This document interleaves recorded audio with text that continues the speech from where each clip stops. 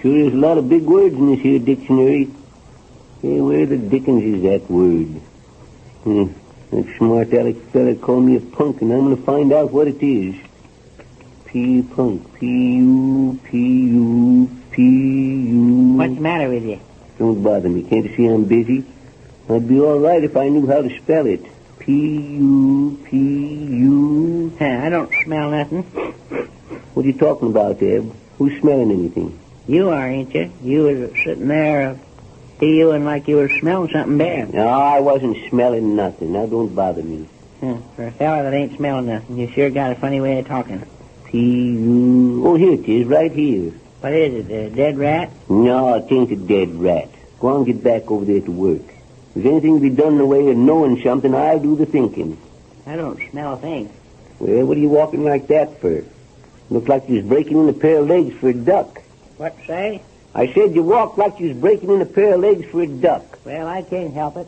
One of these fine days, you're going to wake up and find a kink in one of them funny-looking legs of yours. That's so. Well, there ain't nothing wrong with my legs. No, sir. Another thing, they ain't so funny-looking. They look like a Christmas stocking full of nuts. Now, you listen here, Ed Peters. Just 'cause you fight with every living soul in town don't mean you got to get persnickety around the story here. I ain't doing no such thing. Ah, you are so. Always picking a fight with someone. You sure ought to have been in the Army. I couldn't get in. Some old crank of a doctor took a look at my teeth and said they was no good. Well, what's that got to do with it? You don't need teeth to go in the Army. Yeah, I asked him what he wanted the soldiers to do, shoot the enemy or bite him. Yeah, I used to be sort of fighter myself.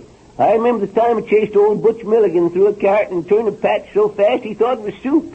There you go, bragging again. Well, I ain't bragging, consarn it. You remember the time I got after old man Miller for peeking in my window? Say, I knocked him right flat on his peninsula. What are you talking about now? I said that I knocked old man Miller flat on his peninsula, and that's what I meant. Look it up in the dictionary and see. Peninsula, a long neck stretching out to sea. You certainly get the crazy stuff out of that there dictionary. And you don't know any better talking than I do. You don't? Well, at least I'm a-learning something. And that stuff you was telling me the other day about all us folks coming from monkeys. Yeah, I read that in one of them there magazines. I don't care if my grandfather was a baboon. Makes no difference to me. No, but I'll bet it did to your grandmother. You know, sometimes I ask myself... If you do, I bet you get a lot of dumb answers. What say? Oh, nothing at all. Oh, here comes that Mrs. Howe again. Wonder what she's wanting now. No, Zeb, you're getting hard of hearing yourself. I said I was just asking myself. Well, ask yourself some other time. Mrs. Howe's a-coming. How come what? Nothing. Don't need to shout. If it ain't nothing, we won't talk about it. I never did like to talk about nothing, nohow. Oh, get out of the way. Yeah, now, howdy, Mrs. Howe. Howdy. Good morning. Yeah, we were just talking about you. Just a minute ago, I was telling you... Yeah, he's been smelling something all morning. No, I wasn't doing no such thing, Mrs. Howe. I was just doing a little spelling. Well, ain't that what I said? Smelling? Shut up. And Mrs. Howe, I was just spelling the word punk. P-U... See there? What I tell you. He's doing it again. It's all right, Mr. Peters. Mr. Winterbottom is right. P-U... No, she's smelling it, too. Shut up, I tell you. He's the most aggravating person at times, Mrs. Howe. I was just looking it up in the dictionary, you Yeah, see. he's always reading that darn thing, and you want to be careful, Miss Howe, because if he catches you looking at something, he'll knock you flat on your peninsula. Please, Mr. Peters. Oh, what's your... Please remember that I have a spark of womanhood in me. Oh, it's probably just heartburn. I beg your pardon. No, he's always saying something like that, Mrs. Howe. He's just like some of these fellas that come in here when they've had a little too much hard cider. What? Do you allow people who drink to come into your store? Oh, yes. But don't worry, Mrs. Howe. Just don't get too near to people and they won't know you've had a drop. I never indulge in that vice. Get her some cheese, Zeb, and loan her one of our traps. That'll fix them. Fix what? Mice. I didn't say anything about mice. What I really came for was to tell you that the good citizens of Squidgeville are sending a group of our trustees to Corn Center. Trustees? I didn't know they had a prison in Squidgeville. No, I mean our city council, our board of elders. It's the same thing. Hey, now listen, Eb. You listen to what we were saying or else stop making comments. In recognition of Mr. Peters' great help in this battle, we thought it no more than proper that the presentation of the cup should be accompanied with a gala celebration. So we are bringing our very best citizens here en masse. Well, if there's such a mess, maybe we don't want to. No, you don't understand. Next Friday evening, we are going to gather here at the store, and a sextet of speakers will be here from Squidgeville. Hey, what from Squidgeville? First it was your prisoners, and then your messy ones, and now your whatever it was. A sextet. Well, I guess we don't know what that is, Miss Howe. A sextet is a group of 6 persons. Oh, well, shucks. We don't want no sick fellers. Oh, you don't understand. 6. Well, look. If I lay 3 eggs over here, and I lay 3 eggs over there, how many eggs will I have? How's that?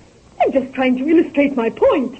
If I lay 3 eggs over there, and I lay 3 eggs over here, how many eggs will I have? None. I don't think you can do it. Oh, will you please listen to what I'm saying? There will be a group of speakers here on next Friday night. I wanted to tell you both how much we appreciated your help in this crusade. Fighters shall not contaminate our city. They ought to take 'em all out one by one and hang 'em, especially that feller Nelson. Surely you gentlemen don't approve of capital punishment. Well, it was good enough for my father. It's good enough for me. What is? The government. We're talking politics now. If they would have got the government after these prize-fighting fellers a long time ago, we wouldn't have had all this trouble. You're quite right, Mr. Winterbottom. I thought about that very thing. In fact, I almost wrote to Washington about it. About what? Well, she was writing to Washington about the prize fighters. Well, it won't do no good. That's just the way I felt about it. Well, it might have helped. He's been dead for years. Well, I'd like to give you a few pointers on your conduct and clothing. You'll want to look your very best, you know. Perhaps you could send to the city for a few things for the occasion. Well, what's the matter with our clothes? They're pretty good, ain't they? I thought they was. Yeah, just look at these breeches I'm wearing. Fits like a glove. Yes, that's the trouble. They should fit like pants. Well, you talk it over and please do the best you can. Now, Mr. Winterbottom, as you're the closest friend Mr. Peters has. Yes, I am, but he don't know it. Well, I've been knowing it for a long time, and as far as you're concerned, I've been the best friend you'll ever have. Well, don't interrupt, Mrs. Peters. What did you say, Yes, Miss as Howe? I was saying, I thought it would be very nice for you to announce the guests as they arrive. You know, like the butler does in the big homes in the city. Oh, he does, huh? Well, You mean one of them fellers that stands there at the side when you come in? That's it. well, what do you want me to do? You call the guests names as they come in. Well, what was that again? I didn't get that quite straight. You call the guests names as they come in. Well, What was that? Mrs. Howe says she wants me to call the guests' names as they come in to the shindig here next Friday. What shindig are you talking about now? Oh. The presentation of the loving cup to Mr. Eb Peters, Corn Center's greatest fighter. Yes, you sure said the truth that time. One of our most respected citizens and a fighter of all evil. Well, shucks, forget the ball weevil for the time and tell me about Zeb calling people names when they come in. Oh, anybody knows that. It just makes it more sociable like. I just call the guests' names. I know already that this is going to end in a fight. Oh, but I must run along now. And please be on your guard, won't you? Yes.